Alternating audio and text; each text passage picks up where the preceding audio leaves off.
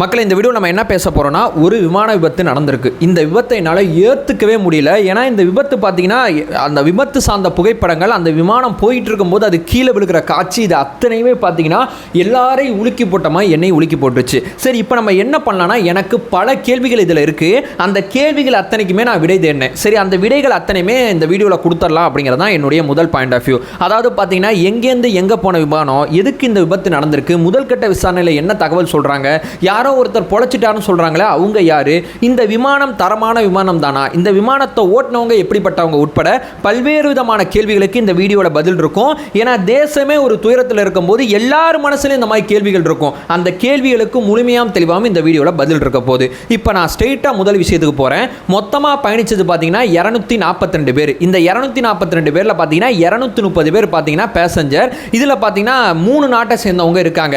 அதிகமாக பார்த்தீங்கன்னா இந்தியாவை சேர்ந்த 169 பேர் இருக்காங்க. இது தாண்டி பார்த்தீங்கன்னா பிரிட்டனை சேர்ந்தவங்களும் இந்த விமானத்தில் இருக்காங்க. இதை தாண்டி பார்த்தீங்கன்னா போர்ச்சுகலை சேர்ந்தவங்களும் இந்த விமானத்தில் இருந்திருக்காங்க. இதில் பார்த்தீங்கன்னா எக்ஸ்ட்ரா பார்த்தீங்கன்னா 12 பேர் இருக்காங்க. அந்த எக்ஸ்ட்ரா 12 பேர் யாருன்னா 2 பேர் பைலட், 10 பேர் பார்த்தீங்கன்னா விமானம் அந்த விமானம் சார்ந்த வேலைகளை செய்யக்கூடிய ஊழியர்கள். இவங்க அத்தனை பேரோட கதி இப்போ என்னங்கிறது தெரியல.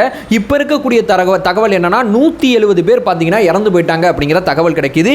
இதில் பார்த்தீங்கன்னா 2 கை குழந்தை இருக்காங்க. 12 சிற்றார்கள் சொல்லுவாங்க. 12 வயசுக்கு உள்ள இருக்கிறவங்க, அந்த 12 வயசு உள்ள இருக்கக்கூடிய குழந்தைகளை நம்ம இழந்துட்டோம். 2 கை குழந்தையும் நம்ம இழந்துட்டோம் அப்படிங்கிறதா எனக்கு ரொம்ப ரொம்ப கஷ்டமா இருக்கு. இதில் ஆறுதல் தெரிவிக்கக்கூடிய செய்தி என்னன்னு சொல்லி கேட்டீங்கன்னா, இதில் பார்த்தீங்கன்னா ஒரு இருக்கை பேர் சொல்றாங்க. அந்த இருக்கையில் இந்த 11A அப்படிங்கிற இருக்கையில் பயணிச்ச பிரிட்டன் குடியுரிமை வாங்கின விஸ்வாத் குமார் அப்படிங்கிற ஒருத்தர் பார்த்தீங்கன்னா இந்த விமான விபத்து நடந்த இடத்துலேருந்து பார்த்தீங்கன்னா ரத்த காயத்தோட எந்திரிச்சு நடந்து போனாரு. அதுக்கப்புறம் தான் இவர் வந்து இந்த விமானத்தில் பயணிச்சவர் அப்படிங்கிற தகவலை உறுதிப்படுத்தியிருக்காங்க. இவ்வளவு பெரிய அபாயகரமான விபத்தில் பார்த்தீங்கன்னா ஒருத்தர் பொழைச்சிருக்கார் அப்படிங்கிற உண்மை மட்டும்தான் இப்போ வரைக்கும் நம்ம முன்னாடி இருக்கு. அதுவும் பார்த்தீங்கன்னா ரத்த காயத்தோட இப்போ ஹாஸ்பிட்டலில் அட்மிட் ஆயிருக்காரு.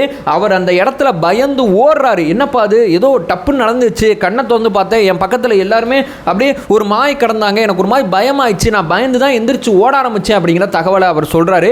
ஸோ இவருக்கு பார்த்தீங்கன்னா இப்போ முதல் கட்ட சிகிச்சையானது இப்போ வழங்கப்பட்டு இருக்கு. இந்த விமானத்தில் பார்த்தீங்கன்னா முன்னாள் முதல்வர் ஒருத்தர், பாஜகவை சேர்ந்த முன்னாள் முதல்வர் பார்த்தீங்கன்னா 2016 2021 வரைக்கும் குஜராத் ஆட்சி செஞ்ச விஜய் ரூபானி அப்படிங்கிற ஒருத்தர் பார்த்தீங்கன்னா இந்த விமானத்தில் இருந்திருக்காரு. அவரும் பார்த்தீங்கன்னா இந்த விமான விபத்தில் பார்த்தீங்கன்னா இறந்து போயிட்டார் அப்படிங்கிற தகவல் பார்த்தீங்கன்னா மிக பெருசாக பேசப்பட்டு இருக்கு. இப்போ ரெண்டாவது மிக முக்கியமான தகவல் என்னன்னு சொல்லி கேட்டீங்கன்னா, எந்த விமானம் பாது, அந்த விமானம் சார்ந்த சில தகவல்களை சொல்லுங்க அப்படிங்கிற தகவல் கேட்டீங்கன்னா, இதற்கு முன்னாடி ஒரு செய்தி ஒன்று நான் கொடுத்துட்றேன். அதாவது பார்த்தீங்கன்னா இந்த விமானம் பார்த்தீங்கன்னா அகமதாபாத்திலேருந்து லண்டன் போகும்போது தான் இந்த விபத்து நடந்திருக்கு. இந்த விமானம் பார்த்தீங்கன்னா டெல்லியிலேருந்து அகமதாபாத், அதாவது இந்த விபத்துக்கு 2 மணி நேரத்துக்கு முன்னாடி இந்த விமானத்தில் பயணிச்ச ஒருத்தர் பார்த்தீங்கன்னா எக்ஸ் வலைதள பக்கத்தில் ஒரு வீடியோ வெளியிட்டிருக்காரு. அந்த வீடியோ பார்க்கும்போது பார்த்தீங்கன்னா இந்த விமானத்தில் இது சரியில்லை, அது சரியில்லை, ஏசி வரமாட்டேங்குது, என் முன்னாடி இருக்கக்கூடிய திரை எதுவுமே ஒர்க் ஆகலை அப்படிங்கிற செய்தியை பார்த்தீங்கன்னா ஏர் இந்தியாவை டேக் பண்ணி பார்த்தீங்கன்னா இந்த விமானம் விபத்துக்குள்ளாகிறதுக்கு 2 மணி நேரம் முன்னாடி பார்த்தீங்கன்னா ஒருத்தர் வந்து ட்வீட் போட்டிருப்பாரு. அந்த ட்வீட் பார்த்தீங்கன்னா இப்போ வைரலாக பரவிக்கிட்டு இருக்கு. கிட்டத்தட்ட நான் இந்த வீடியோ பண்ணுறதுக்கு முன்னாடி வரைக்கும் பார்த்தீங்கன்னா 60 லட்சம் பேர் பார்த்தீங்கன்னா அந்த ட்வீட்டை பார்த்துருந்தாங்க. 60 லட்சம் பேரும் பார்த்தீங்கன்னா அந்த ட்வீட்டை பார்த்துட்டு நிறைய கேள்விகளை அந்த ட்வீட்டுக்கு கீழே எழுப்பிக்கிட்டு இருந்தாங்க.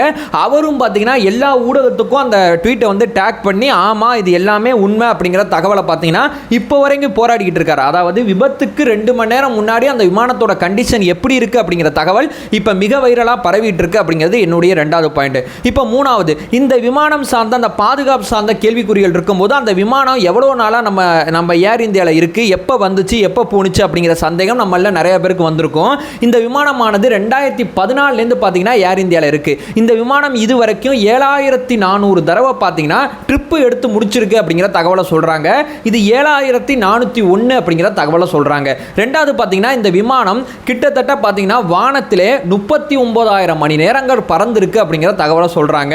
இதுவரைக்கும் இந்த விமானம் நம்ம தேடின வரைக்கும் எந்த விதமான விபத்திலையும் சிக்கினது கிடையாது.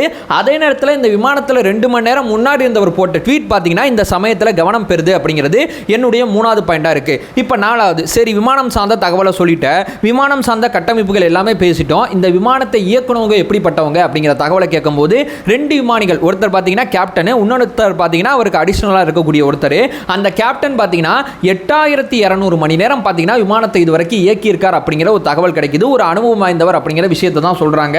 அவரோட பேர் வந்து சுமித் சபர்வால் அப்படிங்கிறது அவரோட பேர். இதில் பார்த்தீங்கன்னா அடிஷனலாக ஒருத்தர் பைலட் இருப்பார்ல, அவர் பார்த்தீங்கன்னா 1110 மணி நேரம் இதுவரைக்கும் விமானம் இயக்கியிருக்கார் அப்படிங்கிற தகவல் கிடைக்குது.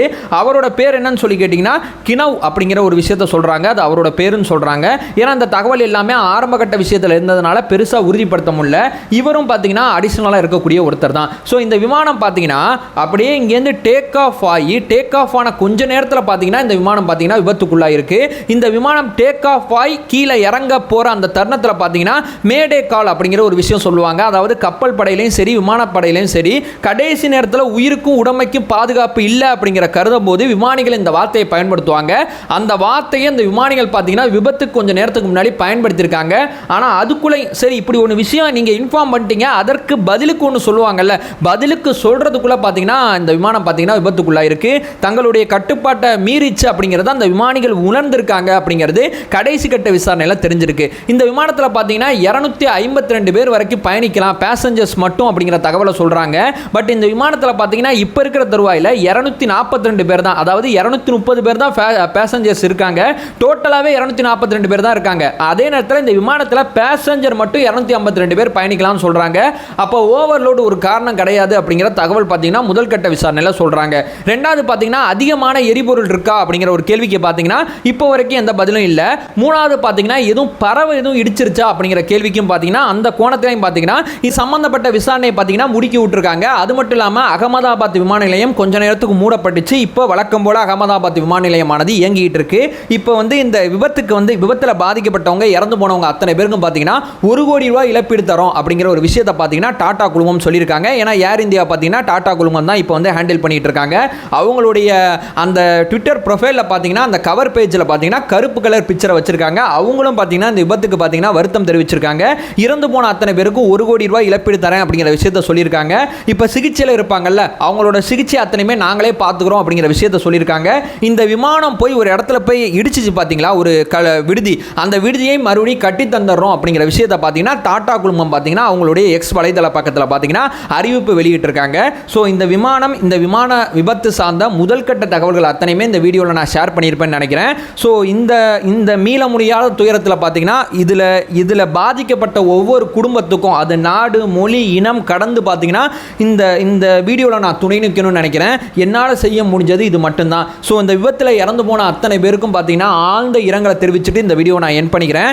ஸோ இவ்வளோதான் இந்த வீடியோ. ஸோ வேறு ஒரு வீடியோவில் பார்க்கலாம். இது ரொம்ப உண்மைக்குமே மனசை உழுக்கிற ஒரு செய்தியாக தான் இருக்குது அப்படிங்கிற ஒரு தகவலை சொல்லிட்டு வழக்கம் போல் என் பண்ணிக்கிறேன். சரி, வேறு ஒரு வீடியோவில் பார்க்கலாம்.